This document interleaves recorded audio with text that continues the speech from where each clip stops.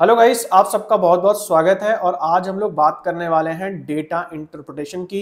कैसे इन सवालों को करते हैं, तरीका क्या होता है, कौन कौन सी शॉर्टकट ट्रिक्स होती हैं, यानी कि सवाल को हल किए बिना कैसे हम ऑब्जर्वेशन से ही उस सवाल को कर सकते हैं, या फिर जहां लंबी चौड़ी कैलकुलेशंस हो वहां एक हद तक कहाँ कितना हम अपना दिमाग बचा के या अपना समय बचा के लंबी चौड़ी कैलकुलेशंस को एक अप्रोक्सीमेशन मेथड के द्वारा सॉल्व कर सकते हैं। इन सब के बारे में आज हम बात करने वाले हैं। आपने काफी सारे डीआई के वीडियोस देखे होंगे, आई एम श्योर, लेकिन उनमें क्या होता है कि क्वेश्चन बता दो, हाँ भाई ये कैलकुलेशन होगी, उसको बता के आगे निकल जाओ। लेकिन आज मैं कोशिश करूंगा कि एक एक ट्रिक या एक एक चीज जो कि बहुत अच्छे होते हैं लोग डीआई के क्वेश्चंस करने में, वो क्या तरीके यूज करते हैं जिससे कि कम से कम समय में वो ज्यादा क्वेश्चन कर लें, उन सबको भी मैं आपको लाइव दिखाता चला जाऊंगा और आप सबके सामने एक प्रीवियस क्वेश्चन को भी यहाँ पे सॉल्व करूंगा और ये दिखाऊंगा कि कैसे किस क्वेश्चन को अलग तरीके से अप्रोच करना होता है। इसके अलावा अगर रीसेंट पैटर्न की बात करें तो यहाँ पे डीआई में एक बहुत बड़ा बदलाव भी हुआ है। और वो बदलाव ये है कि जनरली आप कोई भी वीडियो देखते हैं, जैसे जाहिर सी बात है आप ये डीआई का वीडियो देख रहे हैं क्योंकि आप डीआई के क्वेश्चंस को अटेम्प्ट करना चाहते हैं। लेकिन जो रीसेंट बदलाव है उसके हिसाब से डीआई के सारे क्वेश्चंस आपको अटेम्प्ट नहीं करने होते। कुछ क्वेश्चंस अब इतने टफ आने लगे हैं कि ऐसे क्वेश्चंस को आपको समझना है और समझते ही उसको छोड़ देना है। तो ये एक नई चीज है जो कि काफी कॉम्पिटिटिव एग्जाम में यूज की जाती है, ताकि आपके दिमाग को टेस्ट किया जा सके कि किस चैलेंज को आपको लेना है और किसे नहीं लेना है, ये भी आपको पता हो। वरना ऐसे भी क्वेश्चंस अब डीआई में निश्चित रूप से आ रहे हैं जिसमें कि अगर आप एक बार उलझ गए तो आपका सारा डीआई निकल जाएगा। तो प्राउडली कुछ क्वेश्चंस को छोड़ना भी होता है, तो वो भी हम देखेंगे प्रीवियस ईयर क्वेश्चंस की मदद से कि किन क्वेश्चंस को आपको छोड़ ही देना है। तो चलिए गाइस, बिना डिले के आज हम स्टार्ट करते हैं और समझते हैं कि जो डीआई है ओवरऑल इसे हमें कैसे टैकल करना है और किस प्रकार से क्वेश्चंस की क्वालिटी को समझ के उस हिसाब से हमें देखना है कि अटेम्प्ट करें या ना करें या आगे बढ़ें। और इसमें एक बात ये ध्यान देनी है कि आपके दिमाग में ये भी ना बात रह जाए कि भैया कुछ क्वेश्चंस को छोड़ ही देना होता है, और हो सकता है आपकी बहुत अच्छी प्रैक्टिस ना हो और हर एक क्वेश्चन देख के आपको यही लग रहा हो कि इस क्वेश्चन को क्या छोड़ ही देना है। तो इस तरीके से तो आप 5 में से 5 ही क्वेश्चन छोड़ देंगे, है ना। तो जनरली क्या होता है कि 5 में से 2 क्वेश्चन ऐसे आ सकते हैं, हालांकि कोई ऐसा ऑफिशियल डेटा नहीं है या किसी ने कोई कोई फिक्स्ड बात नहीं है कि 5 में से 2 ही ऐसे क्वेश्चन होंगे जो आप छोड़ के आएंगे। लेकिन जनरली ऐसा होता है कि 5 में से 2 क्वेश्चन जो है वो आपके ऐसे आ सकते हैं, या जो लेटेस्ट पैटर्न है उसमें ऐसा आया है। इनफैक्ट अभी मैं आपको एक सवाल दिखाऊंगा जिसमें कि आपको पूरा का पूरा डीआई छोड़ के आना था। ठीक है, वो सही था गलत था, ऐसा क्वेश्चन नेट में आना चाहिए नहीं आना चाहिए, उसके बारे में भी हम इस वीडियो में आगे बात करेंगे। बट फिलहाल मैं आपको पूरी ए टू जेड जानकारी दे दूंगा कि डीआई क्या है और कैसे आपको अटेम्प्ट करना है। तो केवल जैसे मैंने शुरुआत में बोला, ऐसा वीडियो नहीं है कि डीआई का पैसेज दिया, सॉल्व करा, आगे निकल गए। पूरी ए टू जेड जानकारी दूंगा। आपका जो डीआई के बारे में कंफ्यूजन है, या अगर आप बिगिनिंग करने वाले हैं, तो आपका पूरा माइंडसेट जो है इस वीडियो से प्रिपेयर हो जाएगा। तो चलिए गाइस, बिना डिले के आगे स्टार्ट करते हैं। और अगर इससे पहले अगर आपने हमारा टेलीग्राम चैनल नहीं ज्वाइन करा है, जहां पे फ्री में प्रीवियस ईयर क्वेश्चन पे बेस्ड टेस्ट सीरीज आपको मिलने लगी है, कई क्वेश्चंस में तो एक्सप्लेनेशन भी मैंने ऐड करके आप लोगों को फ्री में दे दिया है, तो जरूर से टेलीग्राम जो है इसको जरूर से ज्वाइन करो। क्यूआर कोड भी दिया है, लिंक भी डिस्क्रिप्शन में दिया है। प्लस अगर आप इंटरेस्टेड है मुझसे सिस्टमैटिकली लॉजिकली पढ़ने के लिए, तो ये प्रीवियस ईयर क्वेश्चन की सीरीज भी अवेलेबल है हमारी app Kumar education net CTET जो ऐप है हमारी। इस पे आपको सेक्शन वाइज सारे के सारे क्वेश्चंस की टेस्ट सीरीज भी मिलेगी। टीचिंग एप्टीट्यूड अलग मिलेगा, लॉजिकल रीजनिंग अलग मिलेगा, सब कुछ अलग क्वेश्चंस भी आपको मिलेंगे प्रैक्टिस करने के लिए। और फुल कोर्स भी अवेलेबल है जिसमें हर एक लेक्चर के साथ आपको प्रीवियस ईयर क्वेश्चंस भी दिए जाते हैं। ये इकलौता ऐसा कोर्स है जो आपको रिलेवेंट टू द पॉइंट तरीके से पढ़ाता है, और हर लेक्चर के साथ आपको लेटेस्ट प्रीवियस ईयर क्वेश्चंस भी मिलते हैं, जिससे आपको ये आइडिया लगता जाए कि जो आप पढ़ रहे हैं वो बिल्कुल सही है, रिलेवेंट है, और इस तरीके से क्वेश्चन डिजाइन होकर के इस टॉपिक से आ रहे हैं। हजारों बच्चे अभी तक इन कोर्सेज को और टेस्ट सीरीज को ले चुके हैं। अगर आपने नहीं लिया है तो फ्री डेमो अवेलेबल है इस ऐप पे, प्लस ये जो नंबर है इस पे भी आप व्हाट्सएप जरूर से कर सकते हैं। तो चलो गाइस, आगे बढ़ते हैं और समझते हैं कि भाई डीआई के क्वेश्चंस को कैसे करें और क्या क्या चीजें हैं जो कि आपको मदद करेंगी और जिनका आपको ध्यान रखना है डीआई के क्वेश्चंस करते समय। सबसे पहले बात करते हैं कि डीआई के क्वेश्चंस जब आप करते हैं तो उसके लिए आपको कौन सी स्किल्स चाहिए, क्या आपको आना चाहिए। जैसे फॉर एग्जांपल अगर हम कोई मैथ्स के टॉपिक का एग्जांपल लें, मान लो हम बोले टाइम, स्पीड एंड डिस्टेंस, तो जाहिर सी बात है टाइम, स्पीड एंड डिस्टेंस के सवाल करने के लिए आपको टाइम, स्पीड एंड डिस्टेंस का फॉर्मूला आना चाहिए। मान लीजिए लॉजिकल रीजनिंग में हम कोई टॉपिक लें, स्क्वायर ऑफ ऑपोजिशन, तो स्क्वायर ऑफ ऑपोजिशन को करने के लिए आपको प्रीमाइस कंक्लूजन क्या है और प्रोपोजिशंस क्या होते हैं, AEIO क्या है, ये सब कुछ बेसिक प्रीरेक्विजिट्स आने चाहिए। लेकिन अगर हम बात करें डेटा इंटरप्रिटेशन की, तो डेटा इंटरप्रिटेशन अपने आप में कोई नियम नहीं है। डेटा इंटरप्रिटेशन का मतलब होता है कि आपके सामने एक एक्सेल शीट का टेबल दिया जाएगा, या सिंपली टेबल दिया जाएगा जिसमें कोई नंबर के फॉर्म में डेटा दिया होगा। वो किसी स्कूल के एडमिशन का डेटा हो सकता है, वो किसी कंपनी के एक्सपेंडिचर या इनकम का डेटा हो सकता है, वो गवर्नमेंट की GDP का कोई डेटा हो सकता है अलग अलग ईयर्स का। कुछ नंबर के फॉर्म में आपको डेटा दिया होगा। आपके पास ओवरऑल जितनी स्किल्स हैं, चाहे वो मैथमेटिकल हो, चाहे वो डेटा को पढ़ने की स्किल्स हो, उन सबका यूज होगा और उसके बाद आप DI को कर पाएंगे। तो DI का कोई फॉर्मूला नहीं है, जैसे टाइम, स्पीड, डिस्टेंस वगैरह का एक फॉर्मूला है, का कोई फॉर्मूला नहीं है। आपके कई सारी जो स्किल्स हैं उसको मिलकर के आप DI के क्वेश्चंस को अच्छे से कर सकते हो। ओके, तो क्या क्या स्किल्स चाहिए थोड़ा सा हम लोग देख लेते हैं। सबसे पहले आपके सामने जो टेबल फॉर्म में डेटा दिया रहेगा। अच्छा, एक और चीज मैं क्लियर कर दूं, हो सकता है आपने कई जगह DI पढ़ा हो बुक में या किसी वीडियो में, तो लोग क्या करते हैं, जो डेटा गिवन होता है हमारे DI के सवाल में, उसको कहते हैं वो कई तरीके से दिया होता है। एक टेबल फॉर्म में दिया होता है, कभी कभी पाई चार्ट के फॉर्म में दिया होता है, कभी कभी बार चार्ट के फॉर्म में दिया होता है। तो ये सब पढ़ के अपना टाइम मत वेस्ट करना, क्योंकि आप जो पेपर दे रहे हो वो रिसर्च का, एक तरीके से रिसर्च आप आगे करोगे, उसकी एलिजिबिलिटी के लिए है। तो यहाँ पे जो आपका ज्यादातर डेटा रिसर्च के समय आएगा वो टेबल फॉर्म में आएगा। मतलब 10 साल में आज तक तो मैंने नहीं देखा कि टेबल के बिना कोई दूसरा तरीका आया हो। पता नहीं कैसे लोग पढ़ा देते हैं कि बार चार्ट भी आ रहा है तो पाई चार्ट भी आ रहा है। आपका डेटा 100% आपके एग्जाम में टेबल के फॉर्म में आएगा। तो सबसे पहली स्किल की जो आपको रिक्वायरमेंट है वो ये है कि आपको ये समझ में आ जाए कि ये टेबल में बातें लिखी क्या है।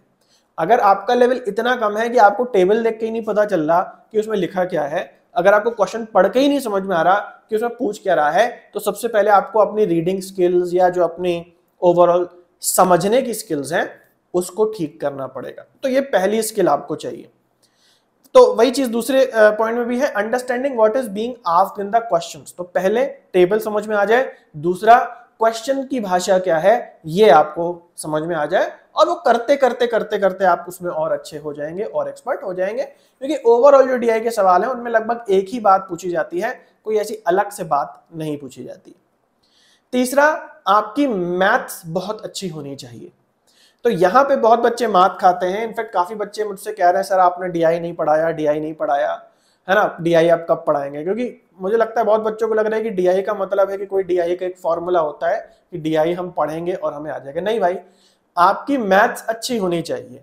और मैथ्स में भी खासकर जो 3 चीजें हैं, आपका परसेंटेज जो है वो एक्स्ट्रा ऑर्डिनरी होना चाहिए। अभी मैं आपको परसेंटेज भी थोड़ा सा पढ़ा दूंगा ताकि आप बिल्कुल कंफ्यूज ना हो जाएं, जो हम प्रीवियस ईयर क्वेश्चंस करेंगे उसके अंदर। बट परसेंटेज में आपकी अच्छी कमांड होनी चाहिए, सारे फॉर्मूले आपको पता होने चाहिए, जो मैंने आपको फ्री में भी कराए हैं और जो पेड कोर्सेज हैं उसमें भी मैंने आप लोगों को कराए हैं। उसके बाद एवरेज पे आपकी अच्छी स्किल होनी चाहिए। हालांकि एवरेज बहुत ज्यादा कठिन नहीं है, एक ही फॉर्मूला होता है और ऐसा कोई कॉम्प्लिकेशन नहीं है, बट परसेंटेज कॉम्प्लिकेटेड तरीके से पूछा जाता है, भी हम लोग क्वेश्चंस में देखेंगे आगे। एंड रेशियो भी आपको समझ में आना चाहिए, अनुपात क्या होता है और अलग अलग चीजों का अनुपात कैसे निकालते हैं, ये भी आपको समझ में आना चाहिए। तो बेसिकली क्या है, मैथमेटिक्स में अभी मैंने इक्वेशन बनाने की बात नहीं करी, लेकिन इक्वेशन मैथ्स में मैंने आपको पढ़ा दिया, इक्वेशन हर जगह काम आएगा।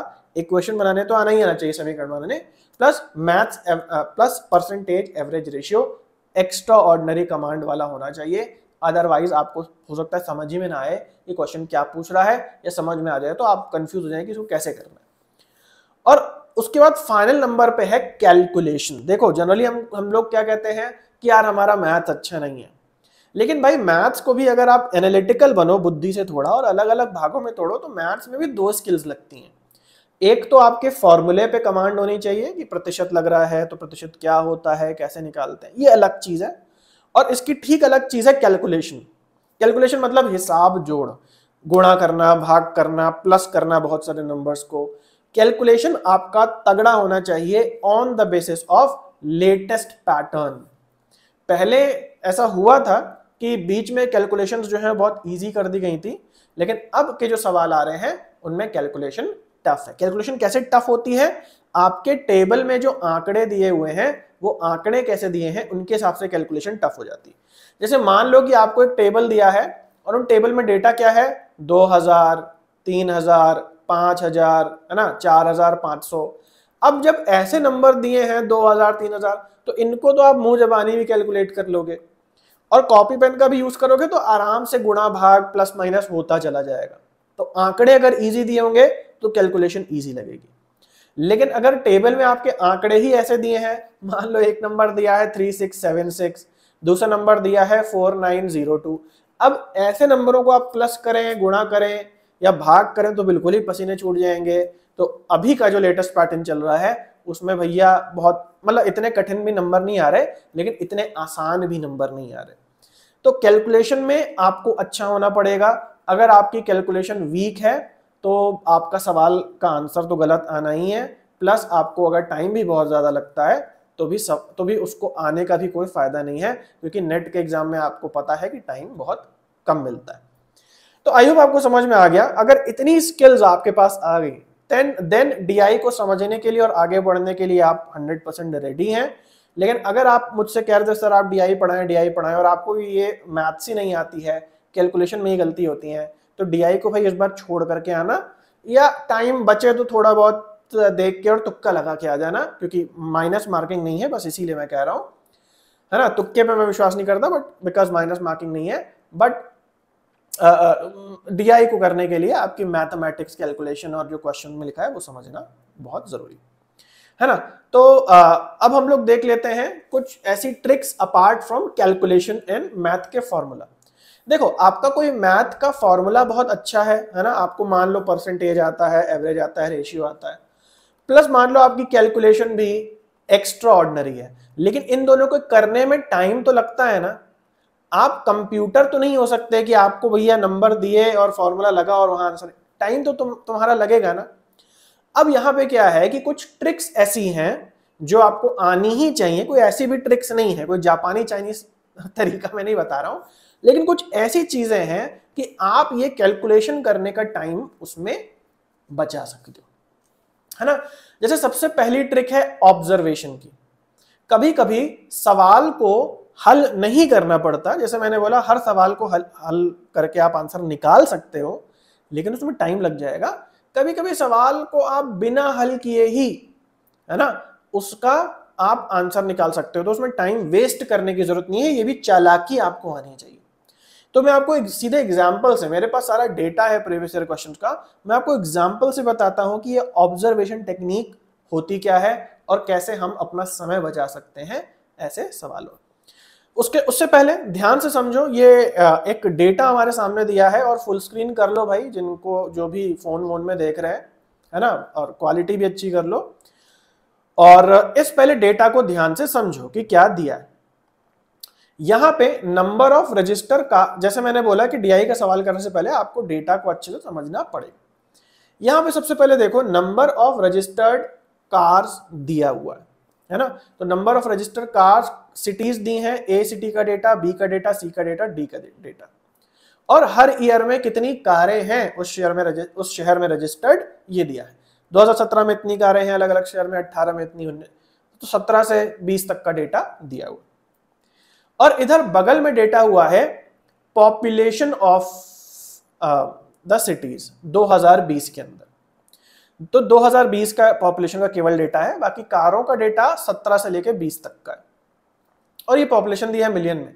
तो यहाँ सिटी ए में 0.8, बी में 0.2, सी में 0.6 एंड सो ऑन, ये दी हुई है ना। तो आइए आपको ये समझ में आ गया। अब बढ़ते हैं क्वेश्चन पे। अब क्वेश्चन को जरा ध्यान से समझना। यहां लिखा है 2020 में पर कैपिटा यानी प्रति व्यक्ति रजिस्टर्ड कार्स किस शहर में सबसे ज्यादा है ना। तो यहां पे 2020 का सवाल है।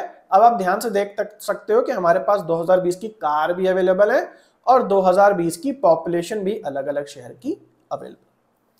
पूछ रहा है प्रति व्यक्ति कितनी कारें सबसे ज्यादा हैं किस शहर के अंदर, कौन से शहर में सबसे ज्यादा लोग कार को ओन करते हैं। कैसे पता लगाओगे? एक छोटी सी अलग कहानी बनाते हैं, उससे आपको समझ में आ जाएगा। जैसे मान लो दो शहर है, एक शहर है ए, एक शहर है बी, है ना। शहर ए जो है इसमें 100 कारें हैं, शहर बी जो है इसमें 200 कारें। शहर ए की पॉपुलेशन है 100 और शहर बी की पॉपुलेशन है मान लो 100, ठीक है। दोनों शहर की पॉपुलेशन 100 है। अब आपको बताना है कि प्रति व्यक्ति किस शहर में लोगों के पास कारें ज्यादा हैं, है ना। तो कैसे पता लगेगा? अगर 100 कारें हैं और इन कारों को आप आबादी से भाग कर दो तो हर व्यक्ति के पास एक कार है, ये आपको पता चल जाएगा। वही शहर बी में अगर टोटल 200 कारें हैं और आबादी केवल 100 है ना, आबादी केवल 100 है और 200 कारें हैं, तो प्रति व्यक्ति कारें कितने निकल आएंगी? 200 को 100 से भाग दे दो, 2 निकल आएंगे। तो किस शहर में कारें जो हैं, प्रति व्यक्ति जो कारें आ रही हैं सबसे ज्यादा है सिटी बी के अंदर, है ना, क्योंकि हर व्यक्ति के पास यहाँ 2-2 कारें आ रही हैं, यहाँ हर व्यक्ति के पास 1-1 कारें आ रही हैं। ठीक यही कंसेप्ट हमको इस सवाल में लगाना है। तो यहाँ पे ए शहर में जो है कारें मैक्सिमम है, बी शहर में मैक्सिमम है, प्रति व्यक्ति, है ना, पर कैपिटा कारें मैक्सिमम है, कहाँ मैक्सिमम है ये आपको पता लगाना है। तो क्या करना होगा? अगर आपको ये पता लगाना है कि शहर ए में, सिटी ए में प्रति व्यक्ति कारें कितनी हैं, तो आपको यहाँ 9500 को 0.8 से भाग देना होगा और इसी तरीके से आपको 1500 को 0.2 से भाग देना होगा, 10,000 को 0.6 से भाग देना होगा और 400 को 0.75 से भाग देना होगा। अब मान लो आपकी मैथ्स बहुत अच्छी है, आप गुणा भाग बहुत फास्ट कर लेते हो, टाइम तो लगेगा ना। एक और तरीका है थ्रू ऑब्जर्वेशन, आप बिना कैलकुलेशन के भी किसी किसी सवाल में, सभी सवालों में नहीं, मैं कोई ऐसे चमत्कारी टेक्निक की बात नहीं कर रहा हूं, मैं कह रहा हूं किसी किसी सवाल में आपसे आपकी ये भी स्किल जांचता है यूजीसी नेट वाले कि आप किसी किसी सवाल में कैसे बिना कैलकुलेशन के ही आंसर बता दोगे। तो जैसे मैंने बोला कि यहां पे सबको भाग करना पड़ेगा। अब भाग में बनती है भिन्न, आप सबको पता है, ऊपर होता है न्यूमरेटर अंश और नीचे होता है डिनोमिनेटर। कोई भी जो भिन्न है उसकी संख्या या उसका आंसर जब आप भाग करते हो किसी भिन्न को, उसका ही बड़ा आता है। ये सिंपल सा नियम है ऑब्जर्वेशन का, उसका ही बड़ा आता है जब डिनोमिनेटर कम से कम हो और न्यूमरेटर ज्यादा से ज्यादा हो। जैसे मान लो एक भिन्न आपके पास है 4/10 और एक भिन्न है 4/2, किसका आंसर ज्यादा होगा? उसका ना, जिसका जो डिनोमिनेटर है वो कम से कम है। आई होप आप समझ रहे हैं, जो थोड़े से भी एवरेज है मैथ्स में वो समझ जाएंगे मैं क्या कह रहा हूं। तो आप, अगर आपको भाग नहीं करना, अब यहां पे आपको क्या करना है, बस दिमाग में इनको बटे में रख के देखना है कि इनमें किस सिचुएशन में न्यूमरेटर बड़ा सा बड़ा है और डिनोमिनेटर छोटे से छोटा है। नो कैलकुलेशन, नथिंग, ऐसे ही आप सही आंसर निकाल दोगे। तो आप बताओ कि अगर मैं करूं 95/0.8 या 1500/0.2 या 10,000/0.6, किस सिचुएशन में नीचे वाली संख्या छोटी से छोटी आ रही है और ऊपर वाली संख्या बड़े से बड़ी आ रही है? बहुत सिंपल है, ये वाला ऑप्शन। देखो कारें इतनी ज्यादा हैं, है ना, 10,000 कारें हैं, इन सब में सबसे ज्यादा हैं, और पॉपुलेशन कंपेयर करो तो कंपैरेटिवली कम है। जैसे फॉर एग्जांपल यहां पे 9500 कार्स हैं और उसके एवरेज में पॉपुलेशन कितनी है? 0.8। ये तो 95 से भी बड़ा है लेकिन पॉपुलेशन और कम हो गई है, मतलब न्यूमरेटर बड़ा हो गया और डिनोमिनेटर और कम हो गया। और ये सब में देखो भैया, इसमें तो और ही जो ऊपर का वैल्यू आएगी 7400/0.75, तो ऊपर की वैल्यू कम है, नीचे की वैल्यू ज्यादा है, तो ये हमें ऑब्वियसली कम आंसर ही देगा। तो एक तो ये नियम है, और ऐसे कई नियम है, और वो आपको सवाल करते करते खुद ही समझ में आ जाएगा कि कैसे सवाल किए बिना भी हम क्वेश्चन को सॉल्व कर सकते हैं, है ना। अब इसमें 2 बातें इंपॉर्टेंट है। देखो भाई, ये जो आप कर रहे हो ये मैथमेटिक्स नहीं कर रहे हो, इस सेक्शन का नाम मैथमेटिक्स नहीं है, क्वांटिटेटिव एप्टीट्यूड नहीं है, इस सेक्शन का नाम है डेटा इंटरप्रिटेशन। डेटा को देख के ही तुम कैसे इंटरप्रेट कर सकते हो, क्योंकि रिसर्च में जब आप रिसर्च करोगे और लंबी लंबी टेबल आपके सामने होगी तो आप बैठ के गणना थोड़ी करने लग जाओगे वहां पे अच्छे बच्चों की तरह। आपको इतना स्मार्ट होना है कि देख कर ही समझ जाओ कि यहाँ पे किस चीज का उतार हो रहा है, किस चीज का चढ़ाव हो रहा है एंड सो ऑन, है ना। तो इससे क्या होगा कि आप देखते ही बता दे रहे हो कि भाई ये वाला जो केस है इसमें आंसर सबसे ज्यादा आएगा, क्योंकि न्यूमरेटर बड़े से बड़ा हो रहा है और डिनोमिनेटर छोटे से छोटा हो रहा है। तो हमारी सिटी सी जो है वो थ्रू ऑब्जर्वेशन ही आंसर आ जाएगा यहाँ। तो एक बात और ध्यान रखना कि ये जो मैंने आपको बात बताई इसको रट मत लेना। बहुत बच्चों कहते होते रट लेते, मैं रट लूंगा अब यही करूंगा हर क्वेश्चन में। नहीं भाई, ये जो एक स्किल है और ये स्किल मेरे बता देने से आपको नहीं आ जाएगी, ये आपको करते करते करते खुद ही समझ में आएगा, है ना। जब भी आप कोई काम बहुत अच्छे से करते हो तो आपको उसमें कुछ ऐसी चीजें पता चल जाती हैं कि आप कम से कम काम करके भी कर सकते हो। तो इसके लिए ये नहीं है कि हाँ अरे सर ने बता दिया और मैं भी जो है अपनी वाहवाही लूटूं कि यार देखो मैंने तुम्हें क्या तरीका बताया। नहीं भाई, आपको शुरुआत में बेसिक तरीके से क्वेश्चंस को करना ही पड़ेगा। जो भी बच्चे नए हैं हो सकता है उन पे ऑब्जर्वेशन मेथड काम ना करे, तो भाई इसमें कोई आलस की बात नहीं है और कोई शर्म की बात नहीं है। अपना कॉपी पेन पे एक एक को भाग करो, एग्जाम में नहीं, घर पे बैठ के करो। और करते करते करते इस कैलकुलेशन को ऐसा मत समझना कि अरे शॉर्टकट मिल गया और कैलकुलेशन छूट गई। नहीं भाई, आपको कैलकुलेशन करते करते करते ही इन चीजों को आइडिया लग जाएगा। मेरे बताने से नहीं होता है, आपके प्रैक्टिस करते करते करते जाने से आपको खुद ही आपके पास एक चक्षु खुल जाएंगे और आपको लगेगा कि यार बिना सॉल्व किए ही ये कर सकते हैं। तो मेरे बताने का यहाँ उद्देश्य ये नहीं है कि आपको मैं शॉर्टकट ट्रिक बता दूं। मेरे बताने का उद्देश्य ये है कि ये भी संभावना है और लोग इसका यूज करके डीआई में अच्छे मार्क्स लाते हैं। तो एक तो ये तरीका हो गया ऑब्जर्वेशन का, ठीक है। एक और तरीका है लंबी कैलकुलेशन से बचने का। अभी जो हमने तरीका देखा वो तो हमने मतलब फॉर्मूला ही लगा लिया, है ना, फॉर्मूला नहीं लगाना पड़ा और ऑब्जर्वेशन से यहां से निकाल दिया। एक और तरीका है अप्रोक्सीमेशन का, जिससे आप लंबी कैलकुलेशन से भी बच जाते हो। और अगेन ये तरीका उनके लिए नहीं है जिनकी कैलकुलेशन पुअर है, ये उनके लिए है कि जिनकी कैलकुलेशन इतनी अच्छी हो चुकी है कि अब उनको करने की जरूरत नहीं पड़ती और वो देख के समझ जाते हैं आंसर क्या आएगा। इसका भी मैं अभी आपको एग्जांपल दूंगा, इस पे भी हम लोग आते हैं थोड़ी देर में। लेकिन एक बहुत important point trick to solve DI questions में कि how to know which question to leave. आप सबको पता है 5 क्वेश्चन आते हैं डीआई के अंदर।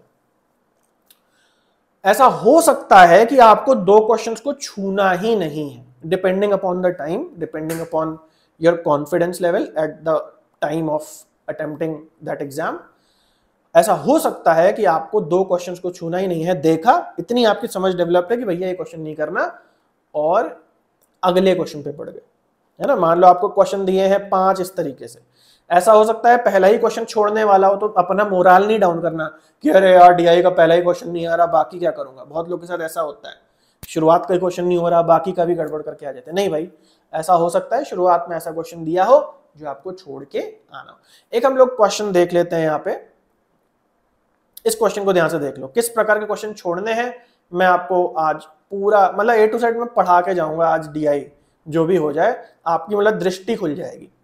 प्रैक्टिस तो आपको करनी पड़ेगी भाई, उसका कोई स्केप नहीं है। और इसलिए मैं ऐसा टाइटल भी नहीं डालता हूं अब हो जाएगा JRF, अब 5 नंबर पक्के, 10 नंबर पक्के, ये सब बेकार की बातें, वो आपके अपने प्रैक्टिस से होंगी। लेकिन जो ज्ञान है वो मैं आपको 100% आज दे करके जाऊंगा इस वीडियो में। अब सबसे पहले इस सवाल को ध्यान से समझो। ये सरकार का बजट दिया है अलग अलग चीजों का, है ना। बजट हेड दिया है, फर्टिलाइजर पे का दिया है, फीड का दिया है, सीड कितने, इलेक्ट्रिसिटी डीजल कितना और अदर चीजें, किस पे कितना सरकार खर्चा कर रही है ना, एक्सपेंसेस कितना कर रही है एग्रीकल्चर में, ये डेटा दिया। और ये डेटा 2 सालों का दिया है, 2012 का और 2022 का। और ये जो डेटा दिया है रुपयों के रूप में नहीं दिया, ये प्रतिशत के रूप में दिया है। तो फर्टिलाइजर पे सरकार 2012 में 17.5% स्पेंड करती है, 2022 में 28.8%। और इस तरीके से सबका दिया है, आप पढ़ सकते हैं। थोड़ा फुल स्क्रीन कर लेना, थोड़ा सा क्वेश्चन डल है ये वाला। अब इनके नंबर क्या है जरा ध्यान सुनो, होश उड़ जाएंगे सुन करके। कह रहा है, सरकार कह रही है कि हमारा 2012 में जो प्रतिशत दिए हैं, तो किस रकम के प्रतिशत दिए हैं, ये प्रतिशत है 30,864। ये रकम जो है 30,864 है। और इसके 17.5%, 29.5% ये अलग अलग खर्चे हुए हैं अलग अलग फील्ड में एग्रीकल्चर में। और 2022 की जो रकम है वो है 70,698 रुपीज। तो मैं भी आधा हिंदी आधा इंग्लिश बोल रहा हूँ क्योंकि ये ऐसी रकम है कि उसमें मुझे कुछ शब्द हिंदी में आते हैं और कुछ शब्द इंग्लिश में आते हैं। मतलब आप नंबरों का खेल है, नंबर कैसे दिए कैसे किसी क्वेश्चन में। एनीवेज, चलो यहां तक भी बात समझ में आ रही, हो सकता है सवाल इजी दिया हो, आसानी से हो जाए। अब सवाल पे पढ़ते हैं। सवाल कह रहा है in terms of actual expenditure on electricity and diesel increase in 2022 as compare to 2012। कह रहा है कि अगर हम केवल इलेक्ट्रिसिटी एंड डीजल इस खर्चे पे केवल नजर डालें तो कितना ग्रोथ हो गई है, कितना बढ़ गया है पहले से। तो आप देख पा रहे हो 2012 में 30,000 रुपए कुछ है और 2022 में 70,000 टोटल कुछ है, मतलब बढ़ोतरी हो गई है, खर्चा ज्यादा हो गया है 2022 में। कह रहा है इलेक्ट्रिसिटी एंड डीजल के जो खर्चे हैं उनमें कितने प्रतिशत बढ़ोतरी हुई। तो इसके लिए सबसे पहले तो निकालना पड़ेगा कि यहाँ पे कितने रुपए आखिर लग रहे हैं। ये रुपए निकालने के लिए आपको क्या करना पड़ेगा, टोटल जो मनी है उसका 7.8 निकालना पड़ेगा। टोटल मनी क्या है 30864, इसका आपको निकालना है 7.8%। तो ये हमारा 2012 का इलेक्ट्रिसिटी एंड डीजल का खर्चा आ जाएगा। फिर 2022 का निकालना है आपको, तो 2022 में है 8.6, तो ये आ जाएगा हमारा, इसका टोटल खर्चा है 2022 का 70,698 इंटू 8.6 करना है ना। तो ये आपकी कैलकुलेशन है, तो ये आपकी कैलकुलेशन है। और पूछा जा रहा है कि कितना इंक्रीज हुआ है, कितनी बढ़ोतरी हो गई है। तो इसका मतलब क्या है कि ये जो आपका खर्चा था 2012 वाला और ये जो आपका नया खर्चा है 2022 वाला, कितना प्रतिशत इंक्रीज होकर के आ गया। अब इसको करने के लिए आपको इन्हें सॉल्व करना पड़ेगा, सॉल्व करो जरा, है ना। और सॉल्व करने के लिए भी, इंक्रीज निकालने के लिए भी पहले इसको हल करना पड़ेगा, इसको हल करना पड़ेगा, जो आंसर आएगा आपस में माइनस करना पड़ेगा और जो अंतर आएगा फिर उसको बेस वैल्यू के हिसाब से उसका प्रतिशत निकालना पड़ेगा। ये कोई कठिन कंसेप्ट नहीं है, जिनको परसेंटेज आता है कर लेंगे, लेकिन यहां नंबर देखो ना। अगर मान लो ऐसा सवाल आपके सामने आता है आपके क्वेश्चन में, आप इसे इमीडिएटली छोड़ दोगे। अगर आपकी कैलकुलेशन एक्स्ट्रा ऑर्डिनरी है तो आपके लिए फिर मैं नहीं कह रहा हूं, आप कर लेना, मेरी नहीं है। और मुझे लग रहा है जितने बच्चे देख रहे हैं उसमें से 99.9% बच्चों की इतनी एक्स्ट्रा ऑर्डिनरी कैलकुलेशन नहीं है कि वो 30864 का 7.8% निकालें और 70698 का 8.6% निकालें। और ये जो डीआई का सवाल है, इसके अंदर एक क्वेश्चन ऐसा नहीं है, दो क्वेश्चन ऐसे नहीं है जिनको छोड़ के आना है। इस डीआई के क्वेश्चन में 5 में से 5 क्वेश्चन आपको छोड़ के आने पड़ सकते हैं। जैसे मैंने बोला, अगर एक्स्ट्राऑर्डिनरी कैलकुलेशन नहीं है तो ऐसा हो सकता है। अब ये यूजीसी नेट वालों की गलती है, वो पता नहीं क्या खा करके ऐसे जो है कौन सी मदहोशी में ऐसे क्वेश्चंस डाल देते हैं। भाई डेटा इंटरप्रिटेशन का मतलब है कि टेबल को देख के समझ पाना कि डेटा का उतार चढ़ाव क्या है। कैलकुलेशन मतलब नहीं होता है डेटा इंटरप्रिटेशन का। मुझे याद है जब मैंने बीकॉम किया था और जब एमकॉम के एग्जाम्स दिए थे तो अकाउंटिंग में ऐसी कैलकुलेशंस आती थी और वहां पे भी कैलकुलेटर ले जाना अलाउड होता था। यूजीसी नेट में बिना कैलकुलेटर के मुझे नहीं पता कि कुछ क्वेश्चंस, चलो कुछ क्वेश्चंस डाल दो ठीक है, आप जांच रहे हो स्टूडेंट को कि वो छोड़ता है कि फंस जाता है इस क्वेश्चन में, लेकिन आप सवाल में ही भैया ऐसे नंबर दे रहे हो कि वो बिना कैलकुलेटर के नहीं हो सकते बहुत अच्छे से। और हर जगह अप्रोक्सीमेशन नहीं लगाया जा सकता। अभी मैं आपको तरीका बताऊंगा अप्रोक्सीमेशन का। हर जगह नहीं लगाया जा सकता कि हर एक कैलकुलेशन को आप अप्रोक्सीमेट करके चल रहे हो, आपका आंसर ही गड़बड़ा जाएगा। प्लस अप्रोक्सीमेशन का जो तरीका है, अभी मैं उसकी बात करूंगा, उसके लिए कंडीशन ये है कि ये जो ऑप्शंस दिए होते हैं वो दूर दूर के दिए होने चाहिए। क्योंकि आप अगर लगभग में कैलकुलेशन कर रहे हो और इतने मतलब 1.94 टाइम्स 1.8 मतलब 0.10 का डिफरेंस है लगभग इन ऑप्शंस के बीच में, है ना। ये देखो 0.1 0.94 0.1 इतने करीब करीब के अगर ऑप्शन है तो जाहिर सी बात है आपको एक्यूरेट ही कैलकुलेशन करनी पड़ेगी। अंदाजा लगाने की, अप्रोक्सीमेट करने के भी चांसेस चले गए वहां पे। और कैलकुलेटर अलाउड नहीं होता। तो मुझे लगता है कि लोग जिन प्रोफेसर्स को भी ठेका देते हैं कि भैया आपको इतने DI क्वेश्चन डालने हैं, वो भी नेट पे इधर उधर देख के, और उनको पता नहीं होता यूजीसी नेट क्या है, मुझे ऐसा लगता है कि वो बस डाल देते हैं। आपने पेपर 2 के भी ऐसे क्वेश्चंस देखे होंगे कि हवा नहीं लगती कहां से आया, क्योंकि कुछ प्रोफेसर्स को चुन लेते हैं कि आपको पेपर बनाना है 100-200 इतने क्वेश्चन तुम्हें देने हैं, और वो भी जो है कोई गाइडलाइन पता नहीं है, और वो भी ऐसी खोज खाज के कहीं से क्वेश्चन डाल देते हैं, और इस तरीके से नेट का पेपर हमारा बन जाता है। बट एनीवेज ये रेयर केसेस हैं, है ना। लेकिन हाँ, 5 में से 2 क्वेश्चन अगर छोड़ने को आ रहे हैं तो वो गलत नहीं है, वो आपको अपना दिमाग लगाना है कौन से क्वेश्चन करना है और कौन से क्वेश्चन छोड़ना है। फिलहाल जब मैं वीडियो बना रहा हूं यही पैटर्न चल रहा है कि क्वेश्चन छोड़ने के लिए बहुत आ रहा है, ठीक है। अब हम बात करते हैं अप्रोक्सीमेशन की। अप्रोक्सीमेशन से मेरा क्या मतलब है, तो एक क्वेश्चन हम लोग यहां पे अप्रोक्सीमेशन का भी देख लेते हैं। अप्रोक्सीमेशन का मतलब है जहां आप कैलकुलेशन करते हो, जहां आपको कैलकुलेशन ही नहीं करनी, उस शॉर्टकट ट्रिक को हम कहते हैं ऑब्जर्वेशन, जिसका एग्जांपल हमने देखा। अप्रोक्सीमेशन का मतलब होता है जहां पे आप कैलकुलेशन करते हो, पूरा पीछा नहीं छूटता, लेकिन पूरी नहीं करते हो, आधे अधूरे में अंदाजा लगा के सवाल को कर लेते हो, ऐसे क्वेश्चन को हम कहते हैं अप्रोक्सीमेशन। और अप्रोक्सीमेशन जब भी आप लगाओ तो उससे पहले आप ऑप्शंस देख लो, वो बहुत ज्यादा मार्जिन के नहीं होने। जैसे यहाँ पे आप देख लो, बहुत ज्यादा मार्जिन नहीं है, एक है 30%, दूसरा ऑप्शन है 38%, 8% का डिफरेंस है, फिर है 48%, 10% का दूर दूर के यहाँ पे ऑप्शंस दिए हुए हैं। तो यहाँ पे आपका अप्रोक्सीमेशन आराम से लग जाएगा और आंसर निकल आएगा। तो चलो इस टेबल को पहले हम लोग देख लेते हैं। तो यहां ध्यान से समझो कि डेटा दिया है कुछ ईयर्स का, 2 मदें दी हुई हैं, नेट नेशनल इनकम दी हुई है और per capita net national income दी हुई। अब ये क्या होता है ये इकोनॉमिस्ट जाने, हमें नहीं पता, है ना। जरूरी नहीं कि आपके एग्जाम में कोई भी टेबल आए आपको सारी बातें पता होंगी, बस जो दिया है वो सवाल में भी दिया होगा, उस हिसाब से आपको आंसर निकालना है।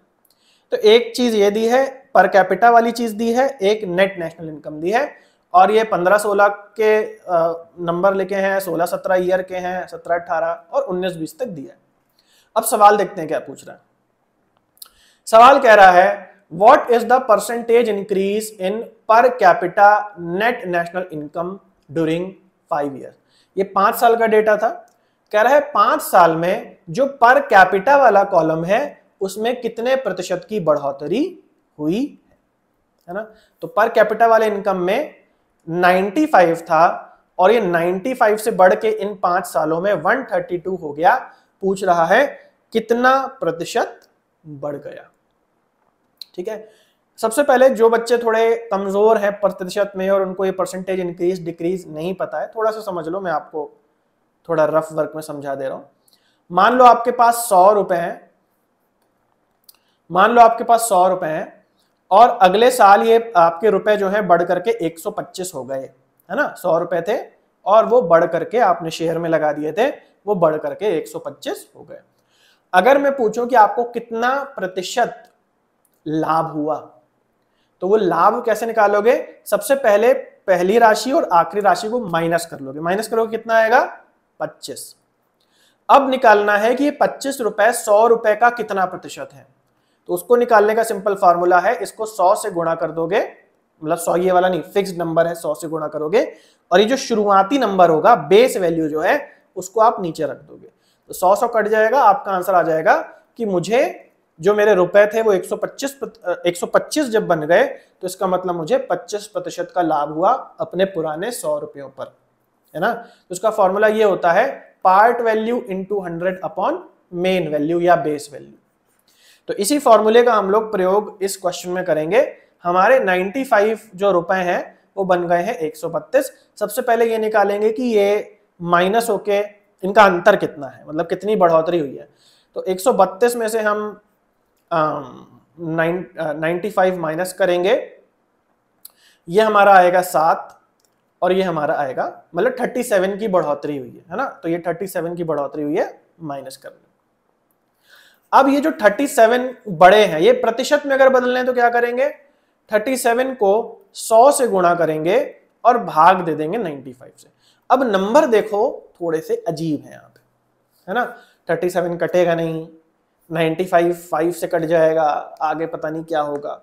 अगर ऊपर 35 होता या नीचे कुछ 90 वाइंटी होता तो थोड़ा कट के आगे आता। अब ऐसा हमारे पास क्वेश्चन आ रहा है। अब एक तो है कि आप थोड़ा सिधाई से कर लो, है ना, कि सबको काटो और भाग दो, जिसमें टाइम ज्यादा हो जाएगा, टाइम ज्यादा लगेगा। थोड़ा शॉर्टकट तरीका भी है, इसको जरा ध्यान से समझो। अभी मैंने आपको ऑब्जर्वेशन में एक बात बताई कि न्यूमरेटर और डिनोमिनेटर की, है ना, कि डिनोमिनेटर जितना छोटे से छोटा होगा आंसर उतना बड़ा आएगा। न्यूमरेटर अगर छोटा होता चला जाएगा तो आंसर भी छोटा आएगा।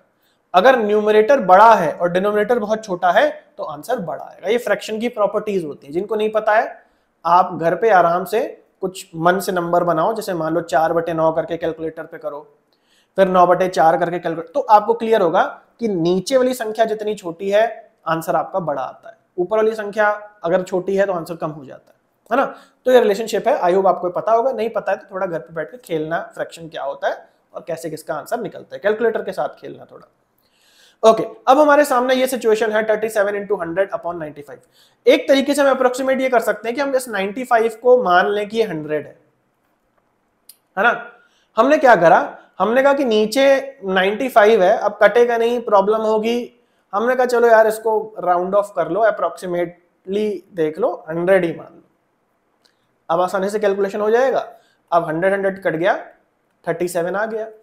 लेकिन आपने जो छेड़छाड़ की उससे आंसर सही तो नहीं आया, आंसर तो गलत आएगा ना। लेकिन कितना गलत आएगा? अब ये जो आंसर आया ये बड़ा आंसर आ गया, एक्चुअल आंसर के मुकाबले बड़ी संख्या आ गई या छोटी संख्या आ गई, ये थोड़ा आपको समझना पड़ेगा। जैसे फॉर एग्जांपल हमने डिनोमिनेटर को 5 से बड़ा कर दिया है यहां पे, तो जब भी डिनोमिनेटर बड़ा होगा हमारा आंसर एक्चुअल आंसर से छोटा आएगा। अब क्योंकि हमने कैलकुलेशन को सरल करने के लिए क्या किया कि हमने कहा 95 से कौन इतना करे भाई, हमने 100 ही मान लिया, तो 100 कट गया, 37 आया। लेकिन ये एक्चुअल आंसर से छोटा आया क्योंकि हमने डिनोमिनेटर को बड़ा कर दिया है। तो इसका मतलब कि जो ऑप्शन स्लाइटली बड़ा होगा 37 से वो सही आंसर होगा। तो अब ऑप्शंस देखते हैं। तो यहां पे आप खुद देखो, एक तो आ रहा है 30%, है ना, तो 30% तो छोटा ही है, तो बिल्कुल ही नहीं हो सकता। फिर एक आ रहा है 48%, बहुत ही बड़ा हो गया। अब देखो 38 जो है स्लाइटली बड़ा है, तो ये सही आंसर हो गया, कोई कैलकुलेशन नहीं करनी पड़ी। लेकिन जैसे मैंने बताया कि अप्रोक्सीमेशन करने के लिए भी जरूरी है कि जो ऑप्शन आपके सामने दिए हैं उनमें गैप ज्यादा हो। अभी यहां मान लो एक ऑप्शन हम यहां खड़ा कर दें 38.53। अब आप नहीं बता सकते हैं कि ये सही आंसर है कि ये सही आंसर है। अरे भाई इसमें मार्जिन ही नहीं है ना। तो वो मैंने जो पिछला क्वेश्चन आपको दिखाया, मैंने कहा कि इसको छोड़ के आना, क्योंकि उसमें अप्रोक्सीमेशन लगाने के भी चांसेस नहीं थे, इतना कम मार्जिन था ऑप्शंस के बीच में। तो आई होप आपको अप्रोक्सीमेशन भी समझ में आ गया। इसको करने के दूसरा तरीका भी है, दूसरे तरीके से भी आप अप्रोक्सीमेशन कर सकते हो, लेकिन वो कॉम्प्लिकेटेड है ना। जैसे मान लो 37 × 100 है अपॉन 95 लिखा हुआ। अब आपका मन है कि नहीं भाई हम नीचे कुछ नहीं करेंगे, हम ऊपर क्या करेंगे, 37 को 35 मान लेंगे, ऐसे मान लो आपका मन हो रहा है करने का। अब ये 5 से कटेगा, ये 7 आ जाएगा, ये आएगा 1 और 19। अब ध्यान समझो, चेंजेस को ट्रैक करते चलो अपने दिमाग में, देखो, और मेक श्योर कि 2 से ज्यादा चेंजेस मत करो। हमने जो पहले देखा उसमें तो हमने एक ही चेंजेस में आंसर निकाल दिया, इसमें 2 चेंजेस लगेंगे। मान लो आपने ये राउट अपनाया होता, यहां आ रहा है 7, यहां आ रहा है 19, है ना। ऊपर आपने क्या करा, आपने नंबर को कम किया, तो न्यूमरेटर अगर छोटा होगा तो अब हमारा आंसर एक्चुअल आंसर से कम आएगा। हमने न्यूमरेटर को छोटा करा, 37 को 35 बनाया। अब फिर फंस गया, मान लो आप बोलो कि यार नीचे का हम बढ़ा दे रहे हैं, दूसरा चेंज कर दिया। देखो 2 से ज्यादा तो करने नहीं है, एक में हो जाए तो बहुत अच्छा, लेकिन मैं आपको एग्जांपल के लिए 2 चेंजेस वाला करके बता रहा हूं। 19 को आपने 20 बना दिया, इससे क्या आपने करा, आपने डिनोमिनेटर को बड़ा करा। अब आपका आंसर और छोटा आएगा एक्चुअल आंसर से, बात समझ रहे हो। अब 20 आ गया, काट दिया, आंसर आपका 35 आ गया। तो देखो 35 जो हमारा आंसर आया यहां पे, ये 37 से भी छोटा है। 35 जो हमारा आंसर आया वो 37 से भी छोटा निकला, क्योंकि हमने 2 चेंजेस करे। हमने न्यूमरेटर को भी कम करा इस कंडीशन के अंदर और डिनोमिनेटर को भी बढ़ाया, तो आंसर पहले वाले से भी कम आ गए। वो आपकी अपनी टेक्निक रहेगी, आप किस नंबर को कैसे कम ज्यादा करके अप्रोक्सीमेटली कैलकुलेशन कर लेते हो। बट उसके लिए जैसे मैंने बोला कि कंडीशन यही है कि मार्जिन होना चाहिए ऑप्शंस के बीच में, अदरवाइज ये ट्रिक काम नहीं आती है। जैसे मैंने आपको ये क्वेश्चन बताया, इसमें कोई ट्रिक आपके काम नहीं आएगी, ये क्वेश्चन ही छोड़ने वाला है, पता नहीं किसने डाल दिया है क्वेश्चन, है ना। लेकिन यहाँ आप दुखी ना हो कि अरे भाई दूसरे हमसे आगे निकल जाएंगे, दूसरे आगे नहीं निकलेंगे, है ना। भले क्वेश्चन कठिन आ गया, सबके गलत होंगे, आप छोड़ के आएंगे, आपका टाइम भी बचेगा, आपका अटेम्प्ट भी नहीं जाएगा। लेकिन इसमें क्या है कि जो पेपर 2 वाले आप सब लोग हैं, है ना, तो आपकी कंपटीशन पेपर 2 वालों से, दूसरे पेपर्स जो हैं पेपर 2 वाले, उनसे आपका कोई कंपटीशन नहीं है। मान लो आपका पेपर 2 इकोनॉमिक्स है, तो सभी इकोनॉमिक्स वाले जो बच्चे हैं उनके पास सेम डीआई का क्वेश्चन गया है। ऐसा कोई इकोनॉमिक्स वाला नहीं है कि उसके पास कोई डीआई का कोई अलग क्वेश्चन गया। पहले ऐसा होता था कि पेपर अलग अलग सेट होता था, अब ऐसा कोई चांस बचा नहीं है, सारे पेपर एक शिफ्ट में हो जाते हैं। तो आपको वैसे भी घबराने की जरूरत नहीं, क्योंकि कोई नहीं कर पाएगा, आप भी नहीं कर पाए तो कोई भी नहीं कर पाया, तो इससे आपके ऊपर कोई फर्क नहीं पड़ेगा। लेकिन फिर भी डीआई के लिए क्वेश्चन सेंसिबल होना चाहिए, जो यहाँ नहीं है। लेकिन मैंने आपको बुद्धि दे दी कि कैसे अपना बुद्धि का यूज करना है, और उस हिसाब से आपको जो है ये डिटरमाइन करना है कि कौन सा क्वेश्चन करना है और कौन सा छोड़ना है। ओके, अब हम बात करेंगे कि प्रैक्टिस कैसे करें। ये तो मैंने आपको टिप्स एंड ट्रिक्स बता दी कि हाँ भाई ये होता है और ये टेक्निक्स यूज होती हैं। अगर मान लीजिए आप बहुत ज्यादा वीक हैं डीआई में और आपके सामने प्रश्न है, एक सेकेंड, आपके सामने प्रश्न है कि आखिर हम कैसे अपने आप को अच्छा करें, तो उसके बारे में बात करने वाले हैं कि क्या क्या स्टेप्स जो हैं वो आपको फॉलो करने। एक सेकेंड, ओके, तो देख लेते हैं कि क्या किस स्टेप से आपको प्रोसीड करना है अपने डीआई को अच्छा करने के लिए। देखो, जैसे मैंने बोला कि एग्जाम में आप बैठते हो, कई फैक्टर्स होते हैं, डिफिकल्टी लेवल एक फैक्टर है, इसके अलावा टाइम की भी बाउंडेशन है, ऐसा नहीं है कि फ्री फ्लो टाइम है आपके पास। लेकिन घर में जब आप प्रैक्टिस कर रहे हो तो ऐसी कोई आपको लिमिटेशन नहीं है। सबसे पहले अगर आप डीआई में बहुत वीक हैं तो मेरी रिकमेंडेशन ये है कि आप गूगल पे इजी क्वेश्चंस को खोजें डेटा इंटरप्रिटेशन के और उनको लगाएं। दूसरी चीज ये कि कैलकुलेटर यूज करने में ना शर्माएं। बहुत बच्चे शर्माते हैं कि अरे नहीं कैलकुलेटर, जैसे मैं कभी कभी बोलता हूँ बच्चों को कि नहीं बेटा कैलकुलेटर यूज कर लिया करो घर पे, तो सब कहते हैं अरे क्या एग्जाम में भी कैलकुलेटर मिलेगा। अरे भाई एग्जाम की बात नहीं हो रही, वहां कैलकुलेटर नहीं मिलेगा, लेकिन घर में क्यों शर्मा रहे हो। पहले अपनी कैलकुलेशन में मत ध्यान दो, पहले इस पे ध्यान दो, समझ पा रहे हो कि नहीं, फॉर्मूला सही लगा रहे हो कि नहीं। तो शुरुआत में अगर बहुत वीक है, कैलकुलेटर लेके डीआई के सवाल करो, कोई शर्म की बात नहीं है इसमें। उसके बाद इजी क्वेश्चन आपके कैलकुलेटर के साथ निकलने लग जाए तो उसके बाद नेट लेवल के क्वेश्चन लगाने लगो। कैलकुलेटर तब भी यूज करो, नेट लेवल। भाई अभी तुम्हारा एम कम समय में बिना कैलकुलेटर के आंसर निकालना नहीं है, अभी तुम्हारा एम केवल सही आंसर निकालना है। पहले सही आंसर निकालना तो सीखो, तो आपको कैलकुलेटर लेके फिर तीसरे लेवल पे है कि आपको नेट लेवल के क्वेश्चंस लगाने। जब आप बहुत अच्छे हो जाए, आपको लगे अरे यार मुझे तो सब समझ में आ गया, सारे प्रकार के क्वेश्चंस जो हैं मैं लगा ले रहा हूं, उसके बाद टाइमर लगाना स्टार्ट कर दो। और टाइमर को ऐसे नहीं कि 10 मिनट में ही करूंगा नेट में, तो पहले आधे घंटे लगाओ, फिर 20 मिनट लगाओ, फिर देखो और कम में कर ले रहे हो क्या। ऐसे टाइम का भी ध्यान रखो साथ में, लेकिन कैलकुलेटर मत छोड़ो। और फाइनली जब टाइम भी आपका अच्छा हो जाए, फास्ट आपकी चीजें होने लगे, तो कैलकुलेटर छोड़ दो और फिर टाइमर का यूज करके देखो कि बिना कैलकुलेटर के आप कितनी देर में सवाल कर पा रहे हो और क्या सिली मिस्टेक्स आपकी हो रही हैं। कैलकुलेटर छोड़ने का मतलब ये नहीं कि अब फेंक दो उसको, उसका मतलब ये साथ में रखो, लेकिन हाथ से कैलकुलेशन करो, और गलती हो तो कैलकुलेटर पे भी करके देखते जाओ कि मैंने क्या गलती करी, कहाँ मेरे से गलती हो रही है। और आप पाओगे ये जब एनालिसिस करोगे कि कुछ निश्चित नंबरों को घटाने बढ़ाने और गुणा करने में आपकी गलती हो सकता है ज्यादा हो रही हो। जैसे बहुत लोग का 7 का टेबल मतलब आता है अगर फ्लो में बोले, लेकिन ऐसे रैंडम नंबर आ जाए 7 × 9 क्या होता है, तो हो सकता है कि कंफ्यूज हो जाते हैं उस समय और गलत करके आ जाते हो, है ना। तो वो धीरे धीरे आपको अपना पैटर्न समझ में आएगा कि मेरे कैलकुलेशन में कौन से नंबरों को मैं समझ नहीं पा रहा, उनको अलग से रट लो। तो इस तरीके से आपको अपनी डीआई अच्छी करनी होगी, कोई सरल तरीका नहीं है।